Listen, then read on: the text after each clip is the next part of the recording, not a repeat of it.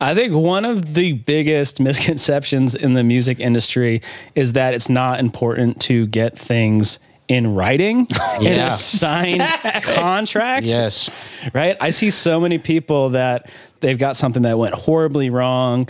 They haven't been paid any royalties. And I say, well, what does that contract say? You know, did you, your agreement with your producer, your co-writer, did it say who's going to pay what and when? The what? Well, we don't have a contract. The what? You need to get this stuff in writing. And look, I'm not just saying in a signed contract, like text messages and emails, make yourself a paper trail. I'm pretty happy with that too. But when you have nothing, now we have problems. So text will hold up in court. It depends. Like a text can be a binding contract if it has the right elements. So this is where I get like a little bit like legal nerd, right? That's what we're here. It's what you're here for. Yeah. So that's why we got you on the pod here, Ryan. Right. A binding contract needs three things. Okay. Right. An offer, an acceptance of that offer, and consideration. An offer just like, hey, I want to buy your car. I'll give you $5,000. If you say yes, that's an acceptance of that. And the consideration is the mutual exchange of value, right? I'm going to give you money. You're going to give me the car. We're good. We've got a contract now. That doesn't have to be in a signed agreement. We just need those three elements, and we need to have evidence of that we're all on the same page. Because if they're in a signed contract, those three things obviously exist. They should, right? Like if a lawyer, if a lawyer drafts it, absolutely. If you pull, Henry drafts if you pull it offline, we don't know. And it says stuff more like, if you pull it offline and you're like, you know, in exchange for this, maybe I'll do that, and it's not super clear, then you might not have in perpetuity throughout the universe. Totally. Hey, can I have you review the contract that I signed between me and Henry? I'm just saying, like, it was legal Zoom. Yeah, it's template. I don't know. Totally. I mean, sure. No, let's do it. Yeah. But I'm kidding, guys. I don't know. I mean, what if it is like not? Did you fuck me? I didn't read it.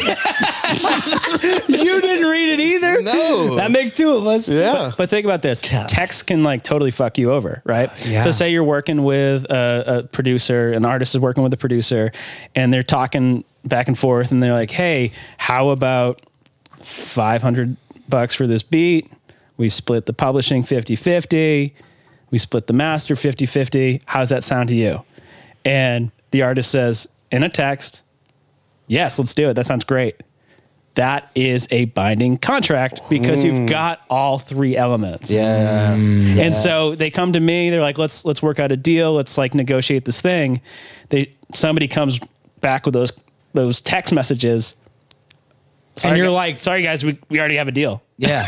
Yeah. No need for me. Yeah. So be careful with your text messages, I think, is a big, a big part of it. Or also just knowing that text messages can be at least a starting point. Once again, like having a formal contract, I'm sure can cover a lot more bases than that very simple text exchange that you just described. Yeah, if you want to avoid that situation, keep things kind of vague and like you're exploring the possibility. Hey, I think that I would like to maybe do this, you know, potentially. Let's explore that. Not sure. Yeah, it's all about the wording. You know, it's got me thinking that I should be like recording phone calls with people and shit now. Dude, like, that's kind of creepy. Don't tap my fucking phone. Well, the recording part, there's some legal stuff with that too, right? I don't think as long as one party to the phone call consents to the recording and you are one party, you're usually pretty good. I don't have to tell them I'm recording. You don't have to tell the other party that you're recording. But if you don't record, and there's plenty of people that kind of dodge the contracts and the written agreements and that sort of thing. If you have something like that and you have somebody that on phone promises you the world, but they can't get something in writing, after every single phone call, whether it's a text or an email, follow up and say, hey, I just had a great conversation with you. I just wanted to recap this real quick. How does that sound? Please let me know if my understanding is correct.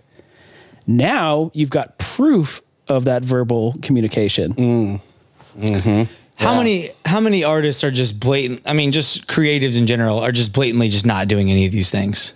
Like, most, right? Yeah. Right. And I'll admit that when I was an artist, I wasn't doing any of these things. Yeah. Right? Damn it, Ryan. Fuck. This is good. We need this. Okay, Yeah. you're right. You know, I tell people, you know, you need to have your split sheets, you need to have things in writing. And this is what I wasn't doing any of that, but that's what I try to be now. I try to be the mentor to myself 10 years ago with everything that I do.